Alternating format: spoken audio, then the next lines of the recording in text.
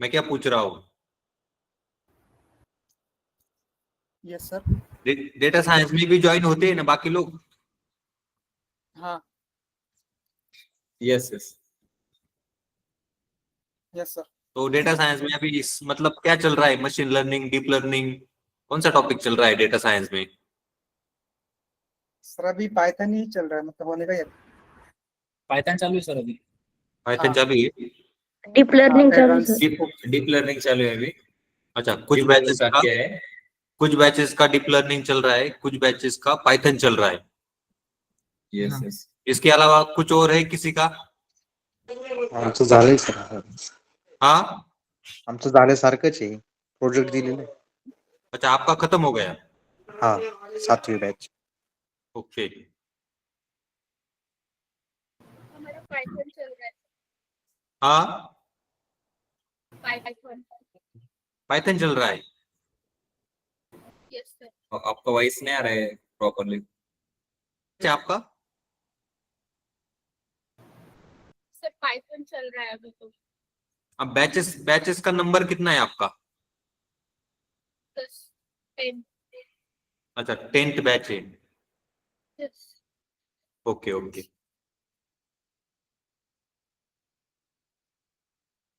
तो कैसे machine learning, deep learning कैसे लगता है? अच्छा है डेटा साइंस?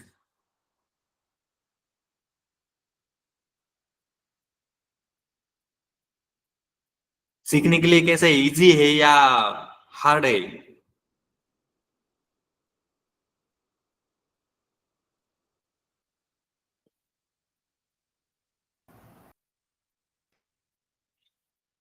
कुछ भी नहीं बोलता कोई, कुछ भी नहीं बोलेगा। किसका चालू है बोलो। जिन लोगों का भी मशीन लर्निंग, डीप लर्निंग चल रहा है वो कैसे चल रहा है? हार्ड लग रहा है, इजी लगता है? सिलेबस कैसे चल रहा है? मतलब आपका पढ़ाई कैसे चल रहा है?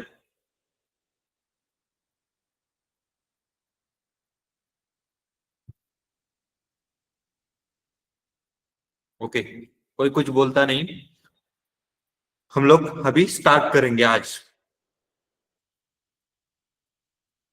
मैंने जो कल पढ़ाया था वो सबने प्रैक्टिस किया, सबको समझ में आ गया या किसी को कुछ डाउट है? समझ में आ गया। ओके, बाकी लोगों को समझ में आ गया? Yes sir. Yes sir. Yes okay, sir. किसी को कुछ डाउट है उसमें? मतलब ऐसे लग रहा है कि ये टॉपिक समझ में नहीं आया या फिर ये बहुत ही कॉम्प्लेक्स है, इसमें समझ में ऐसा आया नहीं, ऐसा कुछ है क्या इसमें प्योर टेबल के अंदर? No sir. यानी कि सभी ने लेक्चर देखे होंगे, रिकॉर्ड लेक्चर भी देखे होंगे या फिर लाइव में भी आपको समझ में आया है। ओके, तो आज हम लोग आगे के टॉपिक ले लेंगे। मैं मेरी स्क्रीन शेयर करता हूं।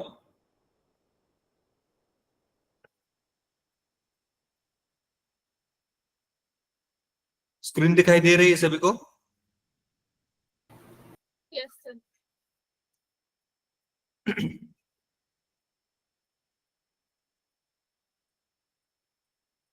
तो देखो, हमने कल तक क्या क्या देखा था? ये जो टॉपिक है, इतने सारे टॉपिक हमने देखे थे। तो ये प्योर टेबल किस लिए यूज होता है ये तो अभी आपको समझ में ही आया होगा, प्योर टेबल किसके लिए यूज होता है। उसके बाद में हमने जो जिसके ऊपर प्योर टेबल लगाया वो डेटा क्या था, अंडरस्टैंडिंग द डेटा, ये भी आपको समझ में आ गया होगा।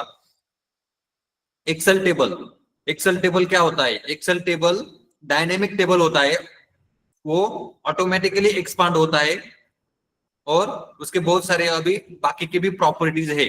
अभी जैसे ये प्योर टेबल खत्म हो जाएगा मैं आपका एक्सेल टेबल भी लूंगा, उसमें क्या क्या इंपॉर्टेंस है वो मैं आपको बताऊंगा। एक्सेल टेबल के अंदर प्योर टेबल को कैसे क्रिएट किया जाता है ये हम लोगों ने देखा, प्योर टेबल को कैसे क्रिएट किया जाता है। उसके बाद analysing the data with pure table, आप आपके हिसाब से डेटा को एनालाइज कर सकते हो, रीअरेंज कर सकते हो डेटा को, कॉलम के अंदर, रोज के अंदर, फिल्टर के अंदर, वैल्यू के अंदर, इस तरीके से आप डेटा को रीअरेंज कर सकते हो, जैसा चाहे आप उसको अपने हिसाब से एनालाइज कर सकते हो। इसके लिए पिवट टेबल यूज किया जाता है। पिवट टेबल ज्यादातर बड़े डेटा सेट के ऊपर यूज किया जाता है, बड़े डेटा सेट के ऊपर, यानी कि जिसके अंदर रोज बहुत ज्यादा है, 10,000, 15,000, 20,000, 50,000, इस तरीके के टेबल के ऊपर, इस तरीके के डेटा के ऊपर पिवट टेबल यूज किया जाता है। तो ये भी हमने कल देखा था। इसके बाद ग्रुपिंग। ग्रुपिंग का मतलब जैसे कि मैंने आपको दिखाया था कल, मैं सिर्फ डेट को रोज के अंदर लेके गया, फिर वो क्या हो गया, मंथ और डेज में उसका ग्रुपिंग हो गया वहां पे। तो ग्रुपिंग कैसे किया जाता है, अनग्रुपिंग कैसे किया जाता है, वो भी हमने देखा था। उसके बाद एग्रीगेशन फंक्शन देखे थे, काउंट, सम, मीन, मैक्स, कैसे फाइंड कर सकते हो आप, काउंट, सम, मीन, मैक्स, एवरेज, ये कैसे फाइंड कर सकते हो। तो ये भी हमने कल देखा था। Show value as, show value as में हमने देखा था grand total, running total. Grand total कैसे कैलकुलेट कर सकते हो, उसका मीनिंग क्या होता है, रनिंग टोटल उसका मीनिंग क्या होता है, कैसे कैलकुलेट कर सकते हो, ये हमने देखा था। उसके बाद नंबर फॉर्मेटिंग। नंबर फॉर्मेटिंग यानी उसको, नंबर को रिप्रेजेंट करना अपने हिसाब से, आपको जैसा चाहिए वैसा आप नंबर को रिप्रेजेंट कर सकते हो। नंबर फॉर्मेटिंग टैब के अंदर नंबर फॉर्मेटिंग अवेलेबल होती है, वो भी हमने देखा था। उसके बाद सब टोटल एंड ग्रैंड टोटल। तो जब हम पिवट टेबल लगाते हैं, बाय डिफॉल्ट वहां पे ग्रैंड टोटल आ ही जाता है बाय डिफॉल्ट। आप जब भी कभी पिवट टेबल क्रिएट करते हो, अगर उसमें कोई नंबर्स में, जैसे कि हमारे यहाँ सेल्स नंबर्स में अवेलेबल है, सेल्स का कॉलम है, नंबर्स में अवेलेबल है, तो वो बाय डिफॉल्ट ग्रैंड टोटल वहां पे आ ही जाता है, क्योंकि वो वैल्यूज के अंदर चला जाता है। जो सेल्स था वो वैल्यूज के अंदर चला जाता है, तो ग्रैंड टोटल बाय डिफॉल्ट वहां पे आता है। सब टोटल को कैसे लेके आ सकते हैं, अगर आप 2 या 2 से ज्यादा कॉलम के ऊपर अगर पिवट टेबल क्रिएट करते हो, उस टाइम पे सब टोटल वहां पे आ जाता है। टॉगलिंग ऑन सब टोटल एंड ग्रैंड टोटल, ये भी हमने देखा था। रिपोर्ट लेआउट, डेटा को अच्छे तरीके से प्रेजेंट करने के लिए रिपोर्ट लेआउट के ऑप्शन वहां पर अवेलेबल है, वो भी हमने कल देखे थे। तो डिफरेंट तरीके से डेटा को आप फॉर्मेटिंग उसका चेंज करके देख सकते हो, मतलब उसका लेआउट जो है वो डिफरेंट तरीके से आप देख सकते हो करके। आपने प्रैक्टिस किया होगा तो ये सभी टॉपिक आपको समझ में आए होंगे। मैंने धीरे धीरे से सब कुछ समझाया था ठीक ठाक से। ओके, तो अभी आगे का टॉपिक है अप्लाई पिवट टेबल स्टाइल। क्या है अप्लाई पिवट टेबल स्टाइल? तो देखो यहाँ पर स्टोर सेल्स का ये जो डेटा है, अब मैं वापस इसका पिवट टेबल क्रिएट करूंगा। नीचे कहीं पर भी पिवट टेबल अभी अवेलेबल नहीं है। मैं क्या करूंगा, इसका पिवट टेबल क्रिएट करूंगा। तो इसके ऊपर क्लिक करना है, टेबल डिजाइन टैब के अंदर जाएंगे, समराइज विथ पिवट टेबल, इसके ऊपर क्लिक करेंगे तो यहाँ पे टेबल का नाम आ गया। ये पूछ रहा है आपको पिवट टेबल कहाँ पे चाहिए, तो यहाँ पे न्यू वर्कशीट ऑप्शन है। क्या है? New worksheet. और यहाँ पर क्या है नीचे? Existing worksheet. एग्जिस्टिंग वर्कशीट मतलब अगर मुझे पिवट टेबल यही शीट पे चाहिए, नए शीट में नहीं चाहिए, तो हम लोग उसको लेके आ सकते हैं। इसके लिए ये एग्जिस्टिंग वर्कशीट यहाँ पर ऑप्शन दिया गया है। ये लोकेशन पूछ रहा है, लोकेशन। अगर मैं यहाँ पर क्लिक करता हूं, देखो बाजू में डांसिंग बार आ गया, लोकेशन। और मैं अगर यहाँ पर ओके करता हूं तो देखो ये पीछे पिवट टेबल का फील्ड यहाँ पर आ गया। आप यहाँ पर भी पिवट टेबल लगा सकते हो, आप नए शीट में भी लगा सकते हो, यहाँ पर भी लगा सकते हो। तो ये इस तरीके से पिवट टेबल काम करता है।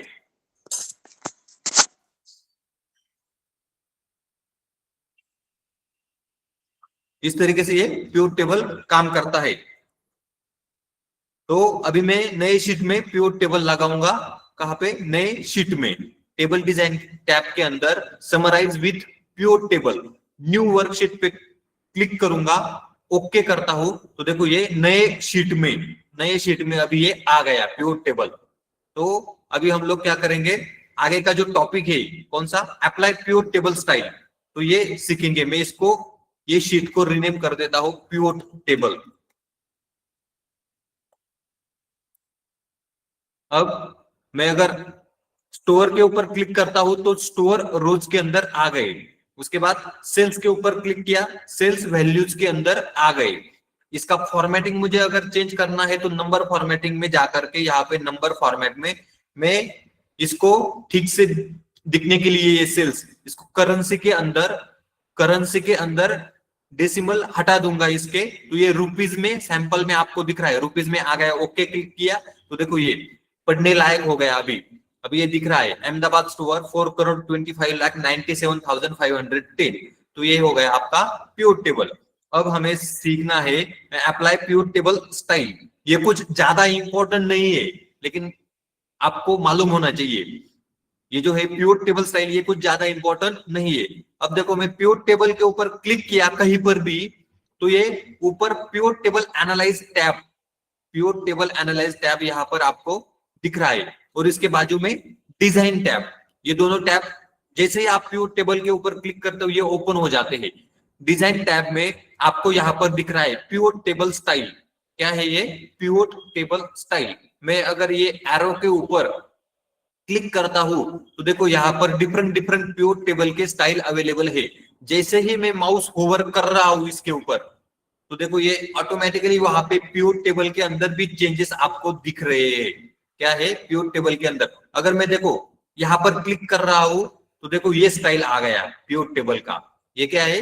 Pure table style. इसका ज्यादा कुछ इंपॉर्टेंस नहीं है, सिर्फ आपकी जानकारी के लिए मैं बता रहा हूं। अगर मैं दूसरे स्टाइल के ऊपर क्लिक करूंगा तो देखो इसका कलर चेंज हो रहा है, स्टाइल चेंज हो रहा है।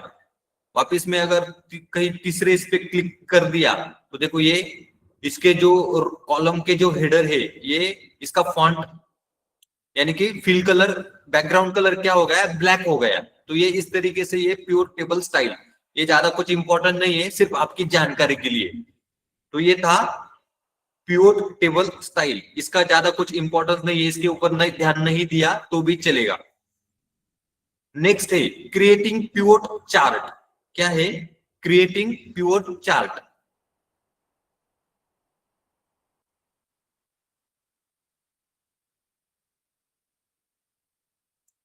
क्रिएटिंग प्योर चार्ट आगे का टॉपिक।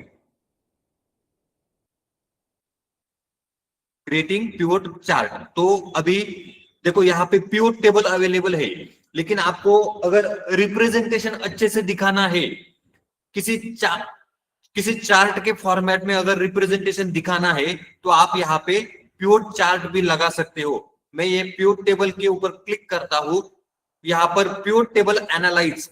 क्या है? Pure table analyse. इसके अंदर यहाँ पर टूल्स मेनू के अंदर यहाँ पर प्योर चार्ट अवेलेबल है। क्या है? Pure chart. तो देखो यहाँ पर आपको प्योर चार्ट दिख रहा है। इसके अंदर अभी ये इंसर्ट चार्ट करके ये क्या डायलॉग बॉक्स ओपन हो गया। यहाँ पर आपको दिख रहा है कॉलम। क्या है? यहाँ पर कॉलम चार्ट। कॉलम चार्ट के अंदर यहाँ पर क्लस्टर कॉलम। क्या नाम है इसका? Cluster column. यहाँ पर ये है स्टैक कॉलम, यहाँ पर 100% स्टैक कॉलम। तो ये डिफरेंट कॉलम चार्ट के यहाँ पर टाइप है। ये भी ज्यादा कुछ इंपॉर्टेंट नहीं है, ये भी ज्यादा कुछ इंपॉर्टेंट नहीं है। ये आपको मतलब पता होना चाहिए सिर्फ, इसमें ज्यादा कुछ सीखने वाली चीज है नहीं। तो देखो यहाँ पर कॉलम चार्ट के अंदर यहाँ पर दिया है क्लस्टर कॉलम। तो देखो मैं इसके ऊपर क्लिक जैसे ही माउस होवर कर रहा हूं तो देखो ये इस तरीके से दिख रहा है। मैं इसको सिलेक्ट करूंगा और यहाँ पर नीचे ओके के ऊपर प्रेस करूंगा। क्या है? यहाँ पर ओके। तो देखो ये आ गया आपका प्योर चार्ट। इसको क्या बोला जाता है? Pure chart. अब इसके अंदर देखो यहाँ पर प्योर टेबल के अंदर क्या है? यहाँ पर स्टोर के नाम दिए गए हैं। क्या है? स्टोर के नाम। तो देखो यहाँ पर एक्स एक्सिस के ऊपर सभी स्टोर यहाँ पर आ गए। जितने भी यहाँ पर स्टोर अवेलेबल है एक्स एक्सिस के ऊपर, यहाँ पर क्या है? X axis. तो ये एक्स एक्सिस के ऊपर Ahmedabad store, Bangalore store, Chennai store. तो देखो अहमदाबाद, बैंगलोर, चेन्नई ये इस तरीके से ये यहाँ पर आ गए। वाई एक्सिस के ऊपर यहाँ पर क्या है? ये वर्टिकल क्या है? Y axis. वाई एक्सिस के ऊपर यहाँ पर सम ऑफ सेल्स यानी कि टोटल सेल्स का फिगर यहाँ पर दिखाई दे रहा है वाई एक्सिस के अंदर। ये शुरू कहां से हुआ?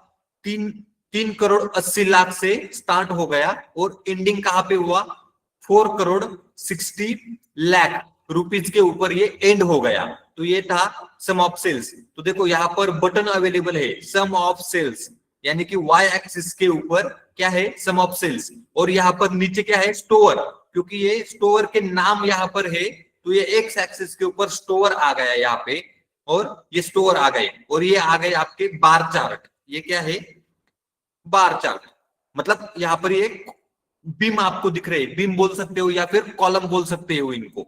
तो ये इस तरीके से ये जो चार्ट है इसको बोला जाता है कॉलम चार्ट। क्या है ये कॉलम चार्ट। इसको आप ये जो मैंने सिलेक्ट किया है, ये जो कलर में आपको दिख रहा है, इसको आप बीम बोल सकते हो या फिर बार बोल सकते हो। तो ये इस तरीके से कॉलम चार्ट को हमने यहाँ पर ड्रॉ किया। अब मैं क्या करूंगा, मुझे एक और पिवट टेबल क्रिएट करना है। क्या करना है, एक और पिवट टेबल। तो मैं यहाँ पे इसको क्या करूंगा, कॉपी करूंगा। कैसे, कंट्रोल का बटन दबाकर माउस के ऊपर कीबोर्ड के ऊपर कंट्रोल का बटन प्रेस करना है और इसको सिर्फ ड्रैग करना है। ये जो शीट है पिवट टेबल नाम से, इसको ड्रैग करना है। तो देखो मैंने इसको सिर्फ यहाँ पे ड्रैग किया, तो जैसे ही मैंने ड्रैग किया ये हो गया पिवट टेबल और ये हो गया इसका कॉपी। कैसे किया, कंट्रोल का बटन कीबोर्ड के ऊपर प्रेस करके सिर्फ ड्रैग किया बाजू में, तो ये पिवट टेबल यहाँ पे आ गया।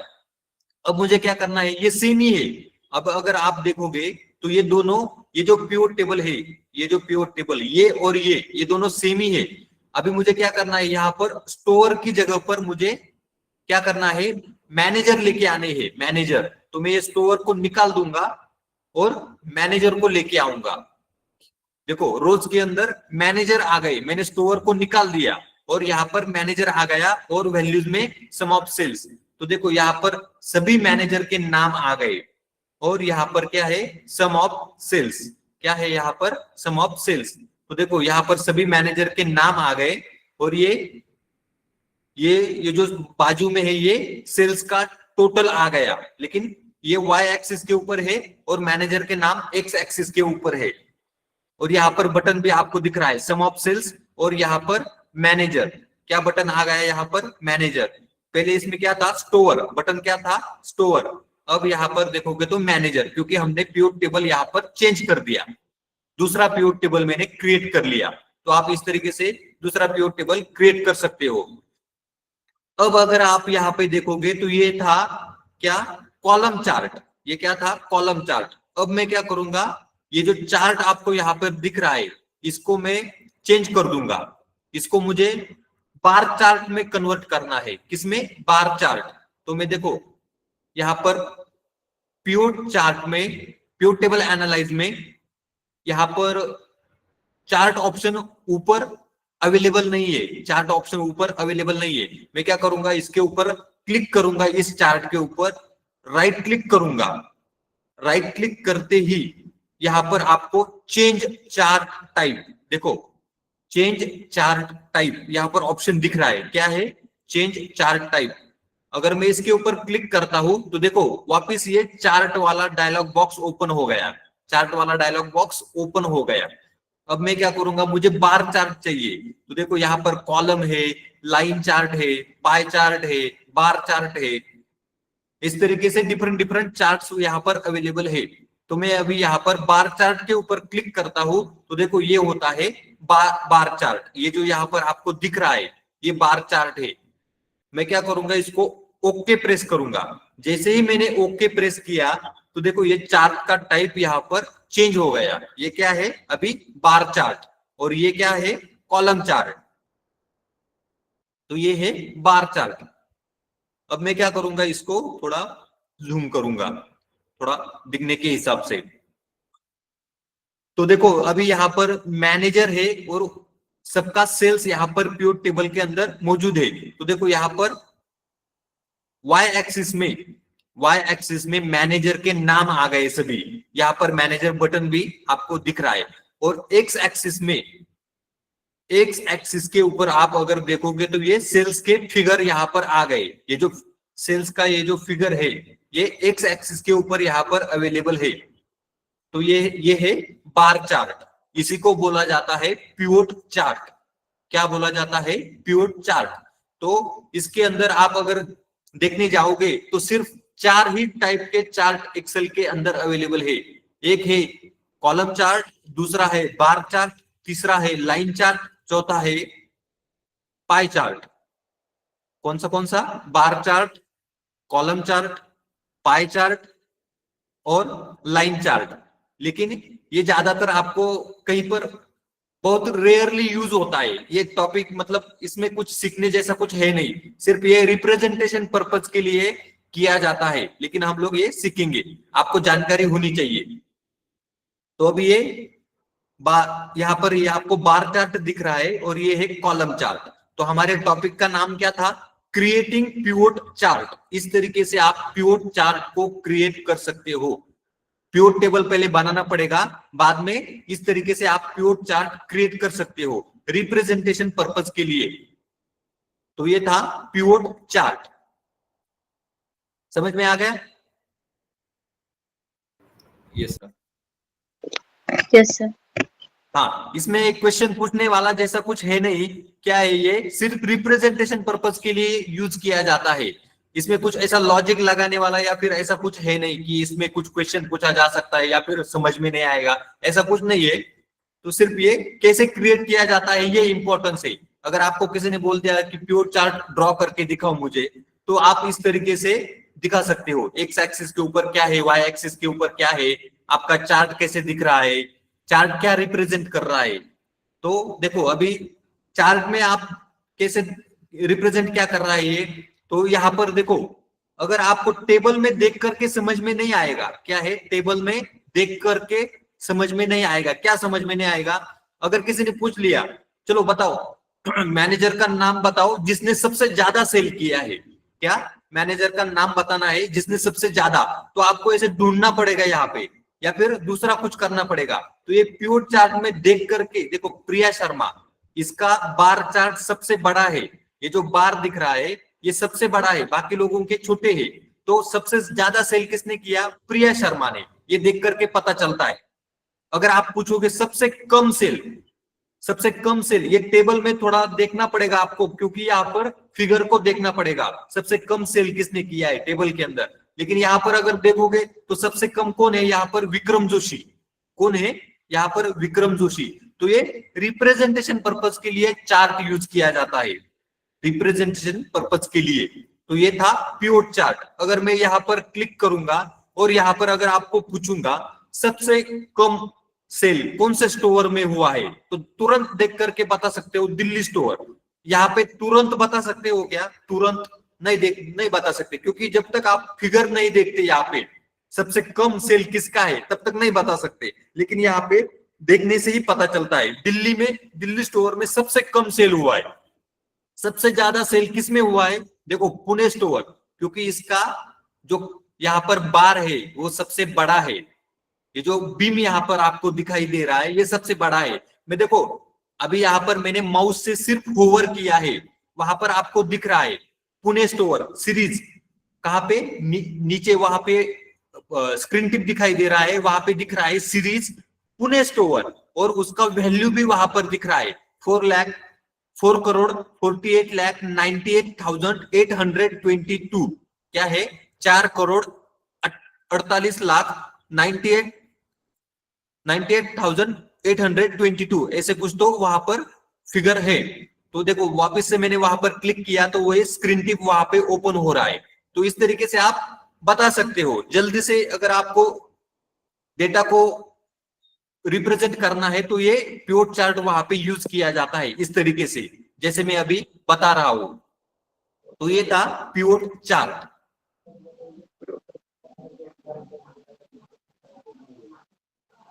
आगे का टॉपिक, फॉर्मेटिंग पिवोट चार्ट। अब देखो ये जो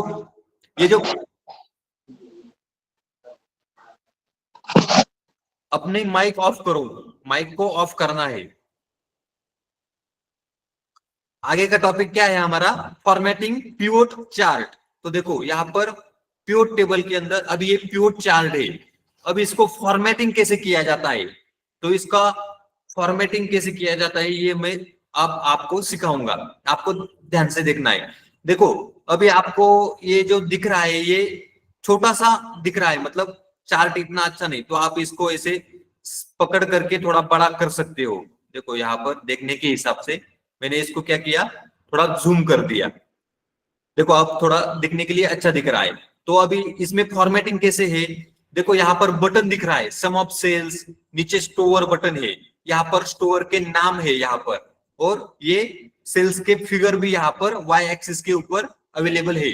अगर यहाँ पे आपको दिख रहा है टोटल, ये क्या है टाइटल, यहाँ पर क्या है टाइटल। अब ये जो पिवोट टेबल है ये किस चीज का है, या फिर ये पिवोट चार्ट किसका है, ये सेल्स बाय स्टोर, क्या है ये सेल्स बाय स्टोर कॉलम। अगर आप यहाँ पे देखोगे तो ये स्टोर कॉलम है और ये सेल्स कॉलम है, क्या है ये सेल्स और ये स्टोर है। तो आप इसको नाम दे सकते हो, इसको ये पिवोट टेबल को। देखो यहाँ पे इसका नाम मैं अभी डबल क्लिक करूंगा और यहाँ पर लिखूंगा सेल्स बाय स्टोर, तो ये पिवोट चार्ट का टाइटल हो गया। एंटर प्रेस किया, बाजू में क्लिक किया, देखो इसका नाम आ गया यहाँ पे सेल्स बाय स्टोर। क्या किया, सिर्फ डबल क्लिक किया और टाइप किया वहां पे, तो ये हो गया आपका टाइटल। अभी ये यहाँ पे ये जो टोटल दिख रहा है साइड में, इसको बोला जाता है लीजेंड। क्या बोला जाता है, लीजेंड। इसके अंदर कलर अवेलेबल है और वही कलर इन सभी बार्स को अवेलेबल है, तो ये इसको बोला जाता है लीजेंड। क्या बोला जाता है, लीजेंड। इसका भी ज्यादा कुछ इंपॉर्टेंस मतलब इतना नहीं है, ये समझने के पर्पज से है। अब अगर आप यहाँ पे देखोगे तो ये बार आपको एकदम छोटे छोटे दिखाई दे रहे हैं। अगर इनका साइज आपको बड़ा करना है तो मैं क्या करूंगा, किसी भी बार के ऊपर क्लिक करना है, राइट क्लिक करना है, तो देखो यहाँ पर आपको दिखाई देगा ऑप्शन फॉर्मेट डेटा पॉइंट।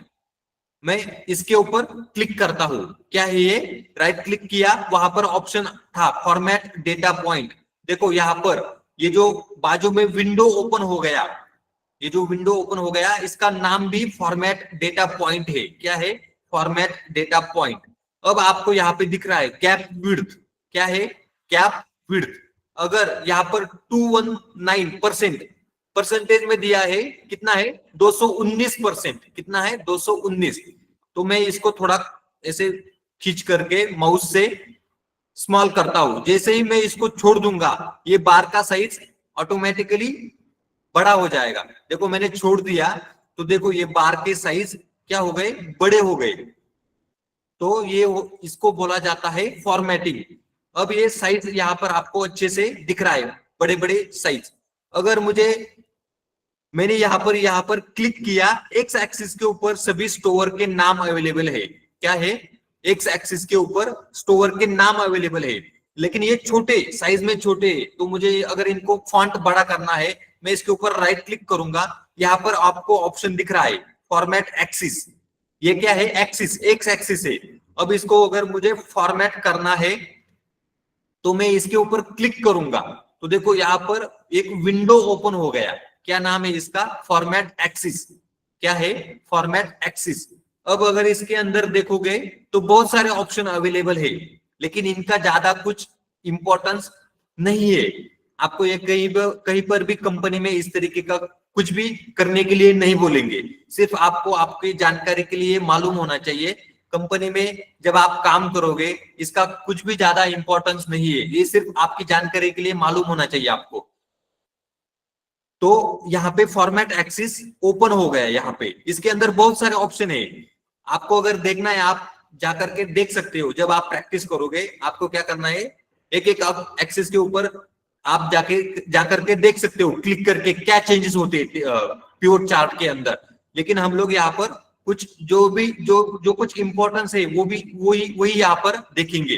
तो देखो यहाँ पर क्या बोल रहा है, ये एक्सिस टाइप, एक्सिस ऑप्शन के अंदर यहाँ पर लिखा है एक्सिस टाइप।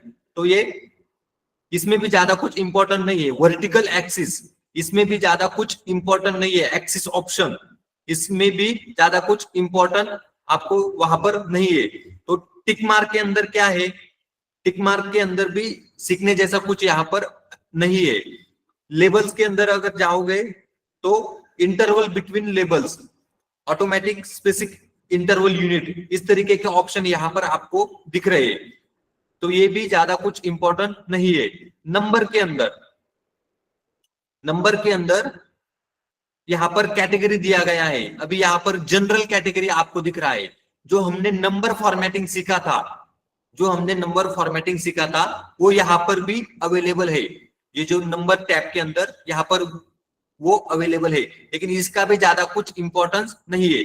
अगर मैं यहाँ पर बाजू में क्लिक करता हूं तो देखो यहाँ पर अलाइनमेंट आ गया। क्या है यहाँ पर? अलाइनमेंट। तो ये अलाइनमेंट के अंदर के जो मेनू आपको दिख रहे हैं या फिर ये जो सब टॉपिक यहाँ पे दिख रहे हैं, ये भी ज्यादा कुछ काम के नहीं है। यहाँ पर अगर मैं क्लिक करता हूं तो यहाँ पर आपको दिखेगा shadow, glow, soft edges, 3D format, ये भी ज्यादा कुछ काम का नहीं है। अगर मैं यहाँ पर क्लिक करता हूं तो यहाँ पर ऑप्शन दिख रहा है फिल। ऑप्शन क्या है? फिल। अगर मैं यहाँ पर नो फिल के ऊपर क्लिक करता हूं तो कुछ चेंजेस हुए क्या टेबल के अंदर? कुछ भी नहीं। सॉलिड फिल के ऊपर जैसे ही मैंने क्लिक किया, देखो नीचे एक्सिस के ऊपर चेंजेस हो गए। क्या हो गए? एक्सिस के ऊपर चेंजेस हो गए। अगर मैं ग्रेडियंट फिल के ऊपर क्लिक कर रहा हूं तो देखो इफेक्ट कैसे दिख रहा है आपको। यहाँ पे नीचे जो स्टोर के नाम है वहां पर कैसे इफेक्ट दिख रहा है, ग्रेडियंट फिल। उसके बाद पिक्चर और टेक्सचर फिल। क्या है? पिक्चर और टेक्सचर फिल। तो देखो यहाँ पर इफेक्ट आ रहे हैं उसके। ये है पिक्चर और टेक्सचर फिल। पैटर्न फिल, तो देखो यहाँ पर पैटर्न फिल के हिसाब से नीचे पैटर्न आ गए यहाँ पर, और ये पैटर्न फिल का ऑप्शन यहाँ पर अवेलेबल है। अगर मैं ऑटोमेटिक के ऊपर क्लिक करता हूं तो ये नॉर्मल जैसे पहले था, सबसे पहले उसी तरीके से ये यहाँ पर आ गया। अगर मैं एक कलर में देखूंगा तो यहाँ पर अगर मैं ये रेड कलर के ऊपर क्लिक करता हूं तो देखो इसका कलर चेंज हो गया। क्या हो गया? ये बैकग्राउंड कलर रेड हो गया। अगर मैं यहाँ पर वापस से व्हाइट के ऊपर क्लिक करता हूं तो बैकग्राउंड कलर वापस से व्हाइट हो गया। ट्रांसपेरेंसी दिख रहा है आपको।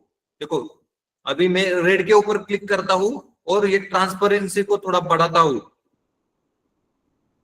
तो देखो ट्रांसपेरेंसी जैसे ही मैंने बढ़ाया, नीचे का जो कलर है उसका डार्कनेस थोड़ा कम हो गया। अब मैं अगर ये ट्रांसपेरेंसी को वापस कम कर देता हूं 0%, तो देखो इसका कलर वापस से रेड हो गया। वापस मैं अगर इसको बढ़ाता हूं तो ये वापस इसका जो डार्कनेस है रेड कलर का ये कम हो गया। तो ये ज्यादा कुछ इनका कुछ इंपॉर्टेंस नहीं है, ये सिर्फ आपकी जानकारी के लिए आपको मालूम होना चाहिए। तो ये इस तरीके से ऑप्शन यहाँ पर अवेलेबल है। अगर लाइन के अंदर देखोगे, लाइन के अंदर है नो लाइन, तो यहां पर ये जो एक्सिस दिख रहा है आपको, ये जो एक्सिस यहाँ पर बाजू में देखो, ये जो एक्सिस के नाम स्टोर के दिख रहे हैं, इसके बाजू में लाइन है। यहाँ पर आपको लाइन दिखाई दे रहा है। क्या है? लाइन। तो मैं ये नो लाइन के ऊपर अगर क्लिक करता हूं और बाजू में क्लिक करता हूं तो ये लाइन चली गई। जो बाजू में इसकी जो लाइन थी बॉर्डर, वो चली गई। अगर मैं वापस इसके ऊपर क्लिक करता हूं और वो यहाँ पर लाइन के ऊपर नो लाइन दिख रहा है, तो अभी ये लाइन चली गई थी। सॉलिड लाइन के ऊपर क्लिक करता हूं और यहाँ पर अगर बाजू में क्लिक करता हूं तो ये इसके बाजू में लाइन अवेलेबल है क्या? नहीं है अभी भी। तो ये इस तरीके से ऑप्शन यहाँ पर आपको दिख रहे हैं। अगर मैं ग्रेडियंट लाइन के ऊपर क्लिक करता हूं तो ये ग्रेडियंट वाला इफेक्ट यहाँ पर आएगा। ऑटोमेटिक के ऊपर क्लिक करता हूं तो जैसे नॉर्मल रहे है वैसे ये ऑटोमेटिक वैसे ये रहेगा। तो ये इस तरीके के ऑप्शन इसके अंदर अवेलेबल है। इसको बोला जाता है फॉर्मेटिंग। आप अपने हिसाब से इसकी फॉर्मेटिंग कर सकते हो, लेकिन इसमें कुछ ऐसे कुछ सीखने जैसा कुछ है नहीं, ये आपको कहीं पर भी पूछा नहीं जाएगा। अब अगर मैं ये बटन आपको यहाँ पर दिख रहे, क्या है यहाँ पर? बटन। मैं इसके ऊपर राइट क्लिक करूंगा। जैसे ही मैंने राइट क्लिक किया, यहाँ पर ऑप्शन दिख रहा है hide all field buttons on chart. Hide all field buttons on chart. Chart के ऊपर जो भी बटन अवेलेबल है उनको हाइड करना है, हमें देखना नहीं है उनको। तो देखो जैसे ही मैंने इसके ऊपर क्लिक किया, ये जो दो बटन थे वो चले गए, हाइड हो गए। वो दो बटन थे वो हाइड हो गए। अब ये थोड़ा दिखने के लिए अच्छा दिख रहा है। अगर ये जो आपको ये जो लाइन दिख रहे हैं यहाँ पे, इनको बोला जाता है ग्रिड लाइन। क्या बोला जाता है? Grid line. मुझे ये नहीं चाहिए तो मैं क्या करूंगा? डिलीट कर दूंगा। तो देखो मैंने इसके ऊपर क्लिक किया तो यहाँ पे आपको ये जो साइड में ऐसे छोटे छोटे सर्कल दिखाई दे रहे, तो ये ग्रिड लाइन क्या हो गई? सिलेक्ट हो गई। अब मैं क्या करूंगा? इसके ऊपर क्लिक करके डिलीट का बटन प्रेस करूंगा। डिलीट का बटन प्रेस किया तो ये जो लाइन थी, ग्रिड लाइन बोला जाता है इनको, ये चली गई। तो अभी ये दिखने के लिए क्या एकदम अच्छे से दिख रहा है, प्रॉपर एकदम दिख रहा है दिखने के हिसाब से। तो ये प्योर चार्ट को इसको बोला जाता है प्योर चार्ट को कस्टमाइज करना। तो यहाँ पर ये टॉपिक का नाम क्या है? Formatting pure chart. यानी कि इस तरीके से आप प्योर चार्ट को फॉर्मेट कर सकते हो। अब अगर मैं ये आपको बाजू में यहाँ पर दिख रहा है प्लस का सिंबल, क्या है? प्लस का सिंबल। इसके ऊपर अगर मैं क्लिक करूं तो यहाँ पर आपको चार्ट एलिमेंट दिख रहे हैं। क्या है? Chart element. इसके अंदर एक्सिस, तो इसके ऊपर टिक है। मैं क्या करूंगा? ये टिक निकाल दूंगा। जैसे ही मैं टिक निकाल देता हूं तो देखो एक्सिस, वाई एक्सिस और एक्स एक्सिस चले गए। क्या हो गया? वाई एक्सिस और एक्स एक्सिस चले गए। इसके ऊपर वापस क्लिक किया तो ये टिक हो गया एक्सिस। तो देखो बाजू में ये एक्सिस वापस आ गए। अब आगे है एक्सिस टाइटल। अगर मैं इसके ऊपर क्लिक करता हूं तो देखो यहाँ पर एक्सिस टाइटल आ गया इसके बाजू में, वाई एक्सिस के बाजू में एक्सिस टाइटल। यहाँ पर आप अपने हिसाब से दे सकते हो। यहाँ पर मैं लिख सकता हूं टोटल सेल्स। डबल क्लिक करके क्या लिख सकता हूं? Total sales. तो अभी मैं कुछ करूंगा नहीं यहाँ पर, ये सिर्फ आपको समझ लेना है। तो डबल क्लिक करके यहाँ पे आप लिख सकते हो टोटल सेल्स। यहाँ पर एक्स एक्सिस के ऊपर क्या है? स्टोर। तो मैं यहाँ पर डबल क्लिक करके इसको निकाल देता हूं और यहाँ पे लिखूंगा क्या है ये? एक्स एक्सिस के ऊपर स्टोर। तो एंटर बाजू में जैसे ही क्लिक करता हूं तो देखो यहाँ पर एक्सिस आ गया। क्या है ये? स्टोर। तो ये था एक्सिस टाइटल। इसको मैं वापस निकाल देता हूं तो देखो एक्सिस वापस चले गए। आगे क्या है? Chart title. तो ये जो हमने लिखा सेल्स बाय स्टोर, ये है चार्ट टाइटल। ये जो लिखा था मैंने सेल्स बाय स्टोर ऊपर, तो ये था चार्ट का टाइटल। अब नीचे का ऑप्शन है डेटा लेबल। क्या है? Data label. देखो मैं इसके ऊपर टिक कर रहा हूं। जैसे ही मैंने टिक किया, ये जो सेल्स के जो फिगर है ये सभी बीम्स के ऊपर आ गए। अब अगर कोई पूछेगा दिल्ली स्टोर का सेल्स बताओ मुझे कितना है, आप प्योर टेबल में देख के भी बता सकते हो या फिर यहाँ पर देख के भी बता सकते हो। 4,05,32,848। ये क्या है? दिल्ली स्टोर का सेल्स। अगर कोई पूछे पुणे का बताओ तो देखो यहाँ पर ऊपर आ गया पुणे का। तो ये इसको बोला जाता है, इसको क्या बोला जाता है? Data label. यानी कि हर एक बिम के ऊपर, हर एक बार के ऊपर ये डेटा लेबल आ जाते हैं।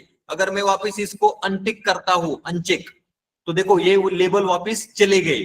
अंडरस्टैंडिंग पर्पस से ये इंपॉर्टेंट है, मैं अभी इसको रहने दूंगा। तो देखो मैंने यहाँ पर टिक किया। आगे है डेटा टेबल। क्या है?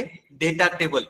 मैं जैसे ही इसके ऊपर माउस मैंने होवर किया या फिर यहाँ पर क्लिक किया तो देखो नीचे नीचे आपको दिख रहा है अहमदाबाद स्टोर, इसका टोटल सेल्स आ गए। यहाँ पे ऊपर भी है, यहाँ पर भी है। तो ये अहमदाबाद स्टोर का सेल्स कितना है? 4,25,97,510।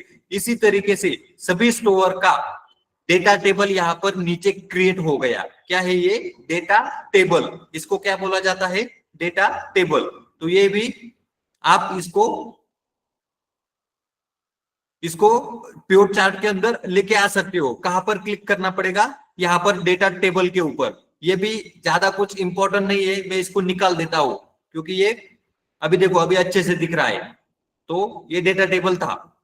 उसके बाद एरर बार।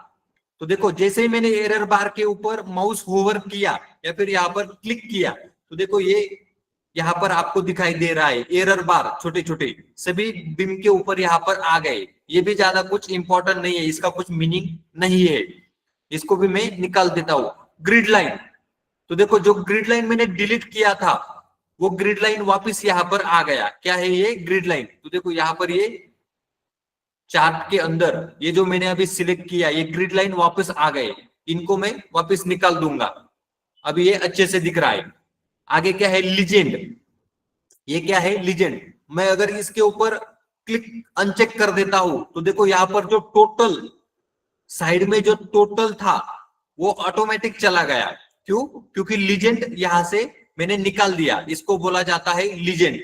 अब देखो मैं यहाँ पर प्लस के ऊपर क्लिक कर रहा हूं, ये चार्ट एलिमेंट यहाँ आ गया। क्या? चार्ट एलिमेंट यहाँ आ गया। क्यों? क्योंकि यहाँ पर जगह नहीं है, इसके कारण ये यहाँ पर आ गया। तो ये थे लीजेंड। आगे क्या है? Trend line. अगर मैं ट्रेंड लाइन के ऊपर क्लिक करता हूं तो देखो यहाँ पर आपको ये ट्रेंड लाइन बार के ऊपर ये ट्रेंड लाइन दिखाई दे रही है, तो इसको बोला जाता है ट्रेंड लाइन। ये भी कुछ काम की नहीं है, इसका भी ज्यादा कुछ मीनिंग नहीं है। तो इंपॉर्टेंट क्या है इसके अंदर? जैसे कि एक्सिस, उसके बाद चार्ट टाइटल, उसके बाद डेटा लेबल, ये होना चाहिए। प्योर चार्ट के अंदर ये सभी ऑप्शन होना चाहिए। डेटा टेबल को आप रख सकते हो, अगर आपको अंडरस्टैंडिंग प्रॉपर नहीं हो रहा है तो डेटा टेबल को भी आप रख सकते हो। ये एरर बार, ग्रिड लाइन, इसकी जरूरत नहीं है। लीजेंड को भी आपको रखना पड़ेगा। तो ये लीजेंड, ये देखो यहाँ पे टोटल आ गया, साइड में टोटल यहाँ पर आपको दिख रहा है, इसको बोला जाता है लीजेंड। और ये नीचे है ट्रेंड लाइन, ये कुछ काम की नहीं है। तो इस तरीके से प्योर चार्ट को क्या प्योर चार्ट को क्या फॉर्मेटिंग किया जा सकता है।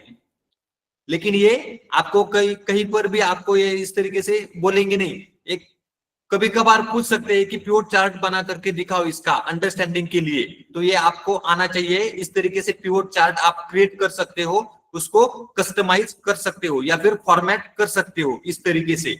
लेकिन ये ज्यादा कुछ इंपॉर्टेंट नहीं है। समझ में आ गया?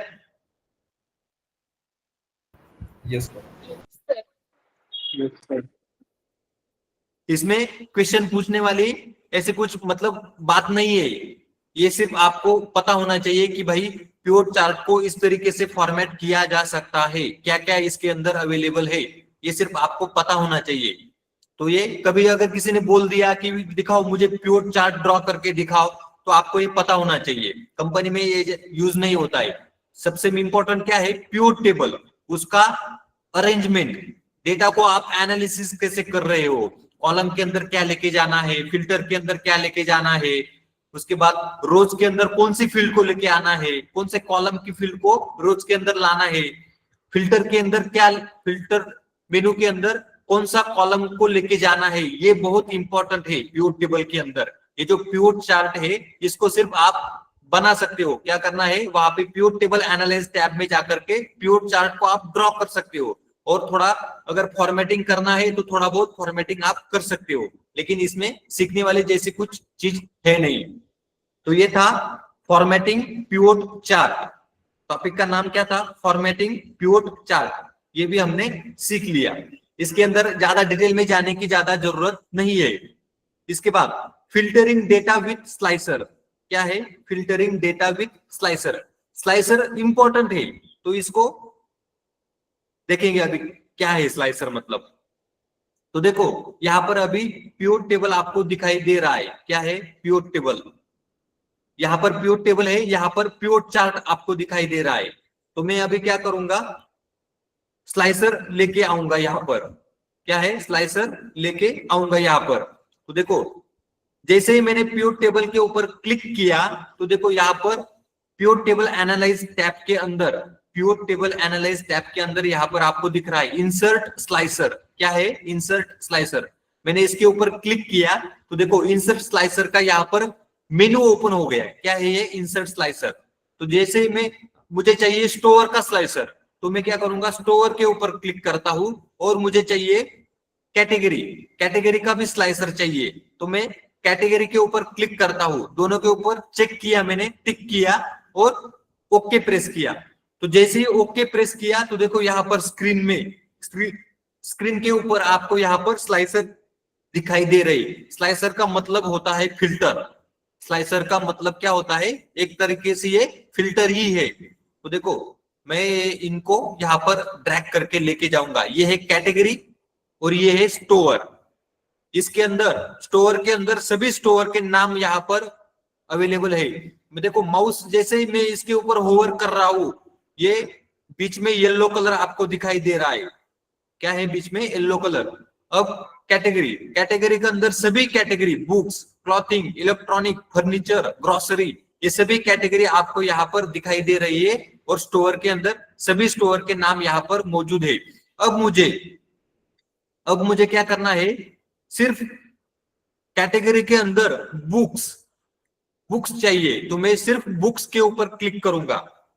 जैसे ही मैंने बुक्स के ऊपर क्लिक किया तो देखो यहाँ पर ये प्योर चार्ट अपडेट हो गया और ये प्योर टेबल भी अपडेट हो गया।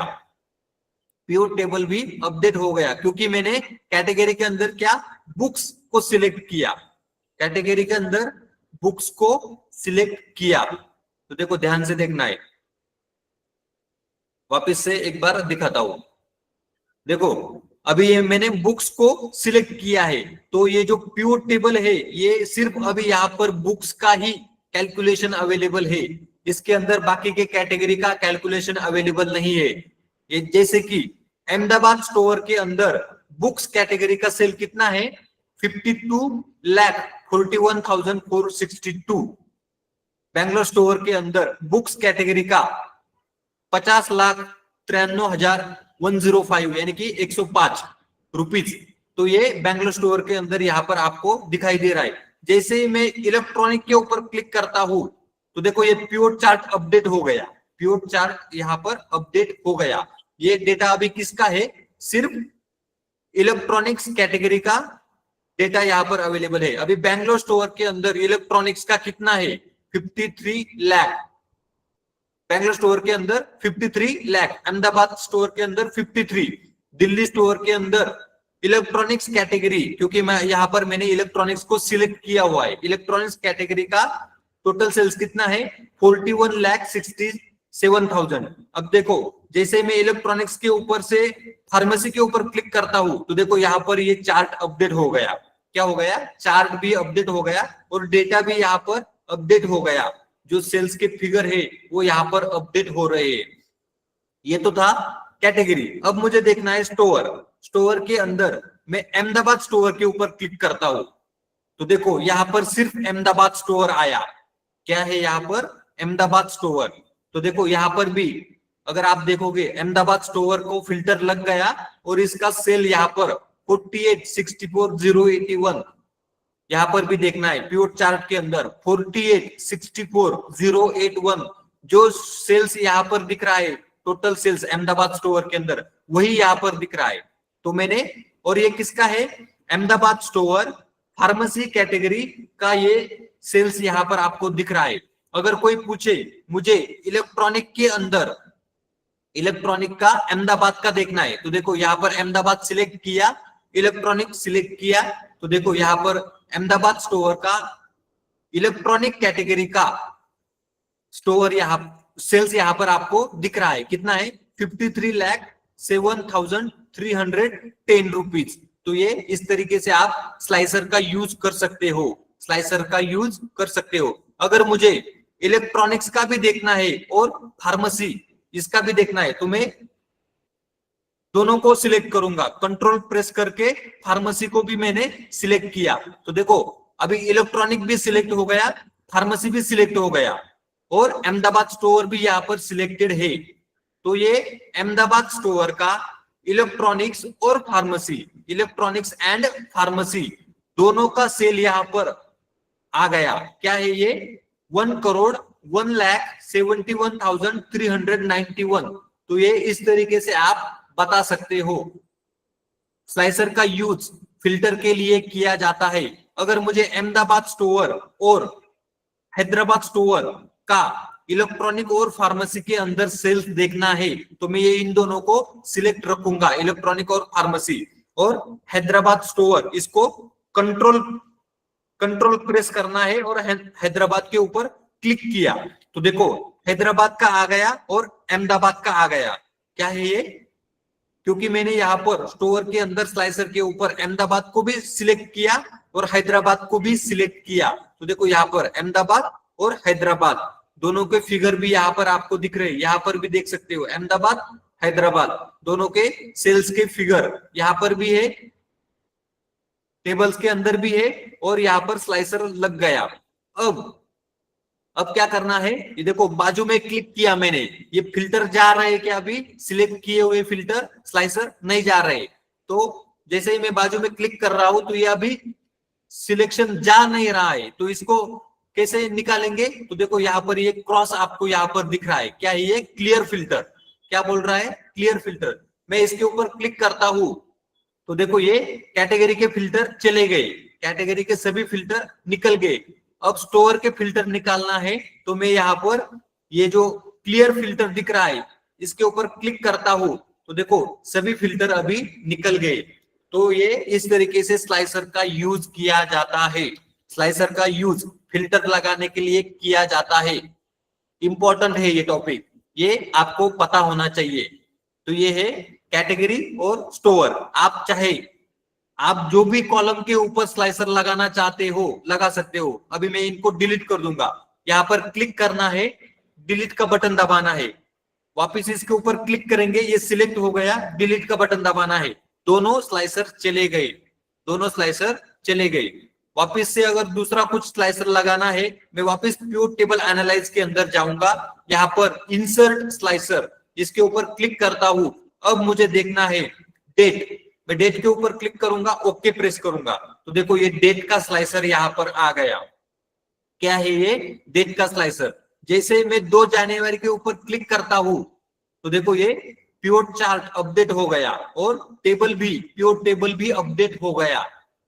जैसे मैं 6 जनवरी के ऊपर क्लिक करता हूं तो पिवट चार्ट भी 6 जनवरी का डेटा लेकर के आ गया। ये सभी डेट में से सिर्फ 6 जनवरी का डेटा लेके आ गया, आपको यहाँ पर दिख रहा है। इस तरीके से आप स्लाइसर का यूज कर सकते हो। अब मैं इसको डिलीट करता हूं। तो ये था टॉपिक्स का नाम क्या था हमारे? Filtering data with slicer. ये भी हमने देख लिया, समझ में आ गया? Yes sir. यस स्लाइसर जो है वो इंपॉर्टेंट है, उसका थोड़ा प्रैक्टिस करके देख लेना है।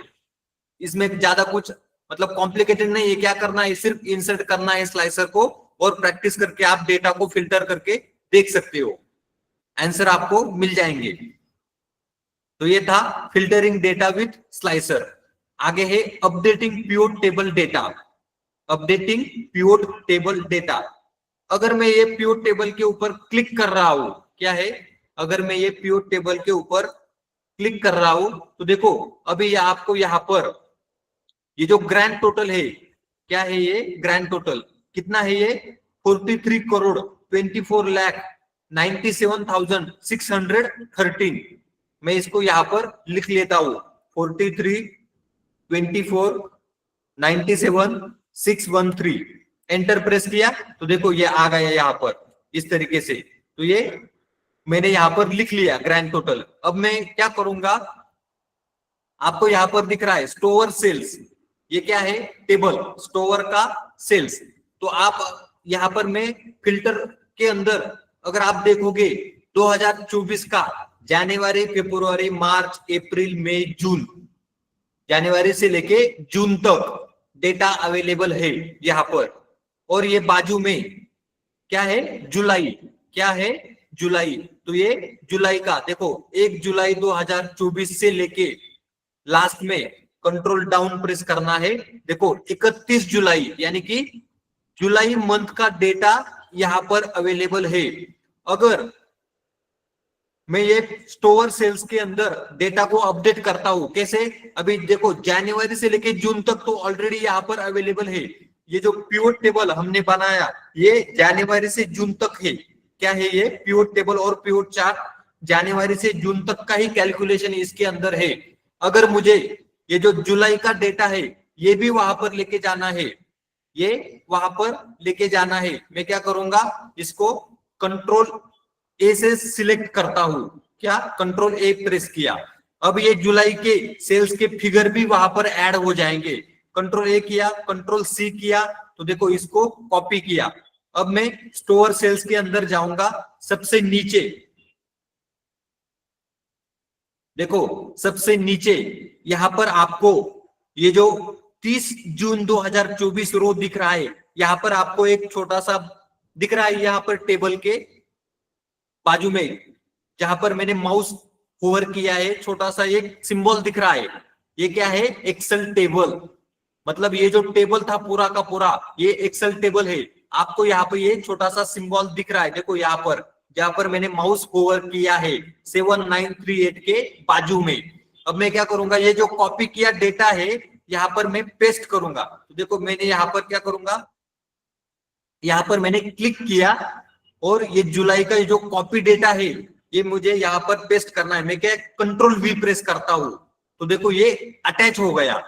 ये एक्सेल टेबल है। क्या है? Excel table. ऑटोमेटिकली ये एक्सपांड हो जाता है, ऑटोमेटिकली एक्सपांड हो जाता है। अब मैं आपको नीचे लेके जाके दिखाऊंगा। मैं ये जो कॉलम के हेडर है इनको डिलीट करूंगा। राइट क्लिक किया, रो को डिलीट किया, देखो रो के ऊपर मैंने डिलीट कर दिया तो ये अटैच हो गया। जुलाई का डेटा जनवरी से जून का जो डेटा था उसके अंदर अटैच हो गया। एक्सेल टेबल क्या करता है? अटैच कर देता है।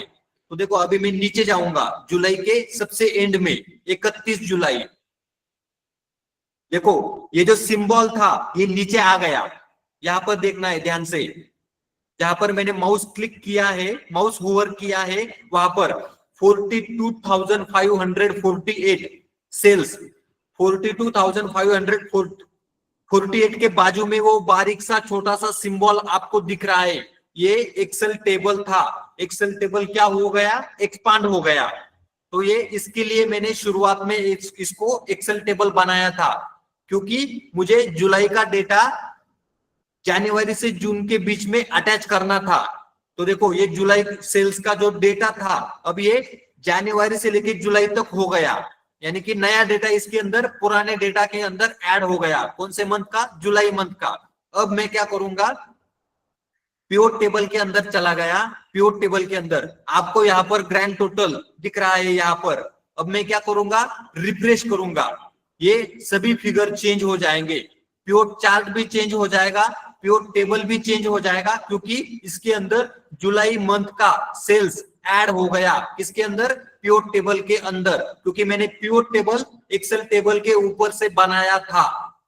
पिवोट टेबल मैंने एक्सेल टेबल के ऊपर से बनाया था। एक्सेल टेबल ऑटोमेटिकली एक्सपांड होता है, अटैच हो गया। वो जुलाई का डेटा जनवरी से लेकर जून तक अटैच हो गया। तो यहाँ पर अब मैं अगर पिवोट टेबल को रिफ्रेश करता हूं, पिवोट चार्ट भी रिफ्रेश हो जाएगा, पिवोट टेबल भी रिफ्रेश हो जाएगा, सभी फिगर्स यहाँ पर चेंज हो जाएंगे।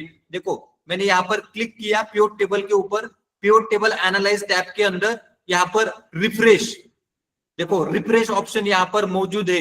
मैं क्या करूंगा, रिफ्रेश ऑल के ऊपर क्लिक करूंगा, रिफ्रेश ऑल।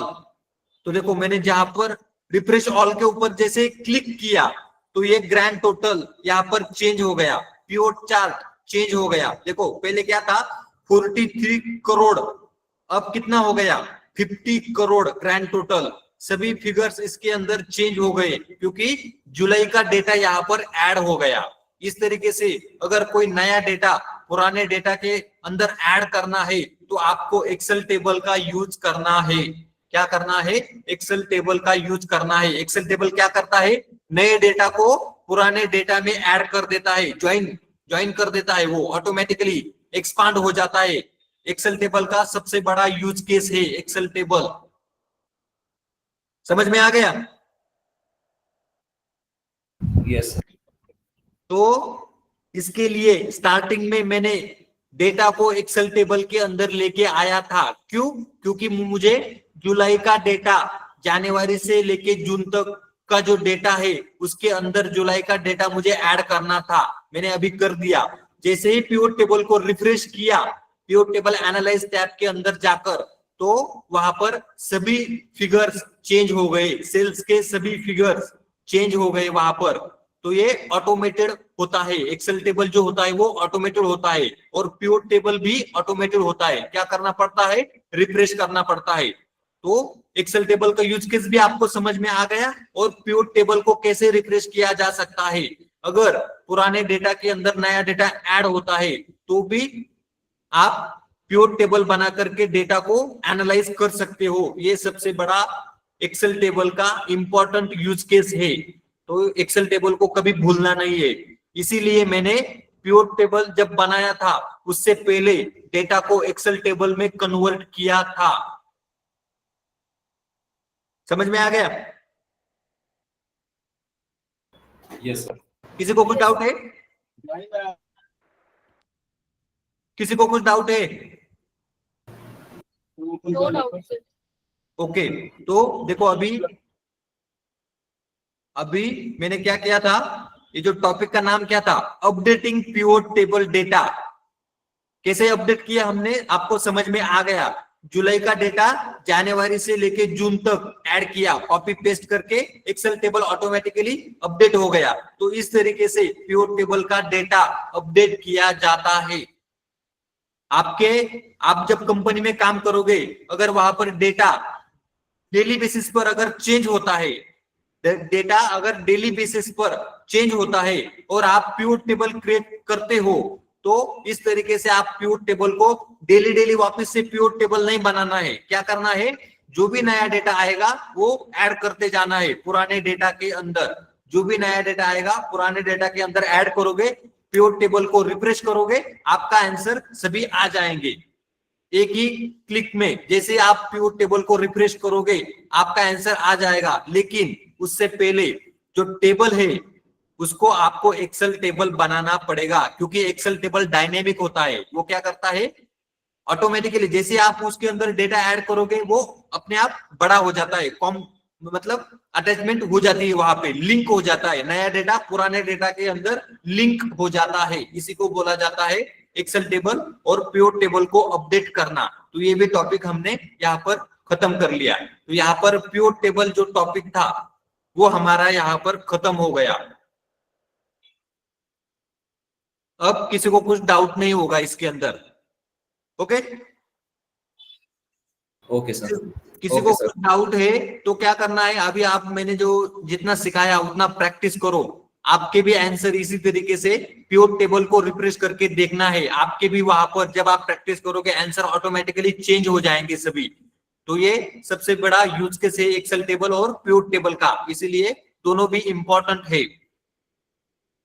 अब कुछ अगर डाउट नहीं है तो आज हम लोग रुकेंगे। डाउट है तो पूछना है अभी 1-2 मिनट में।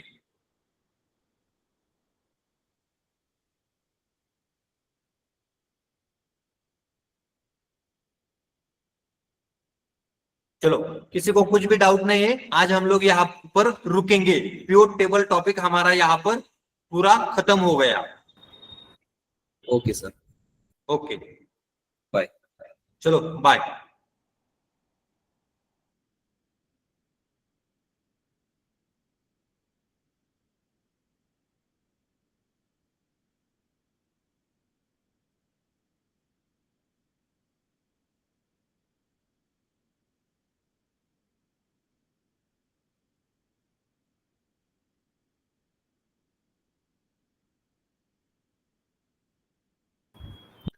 हेलो, हाँ, अगर किसी के पास 7 पे, हेलो 7 बैच का यहाँ पे कौन कौन है?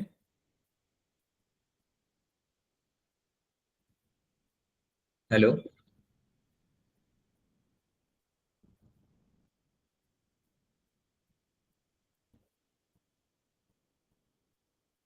हेलो, क्या आवाज आ रही है मेरी? 7 का कोई नहीं है शायद सर। ऐसे कि ठीक है, चलेगा। ओके।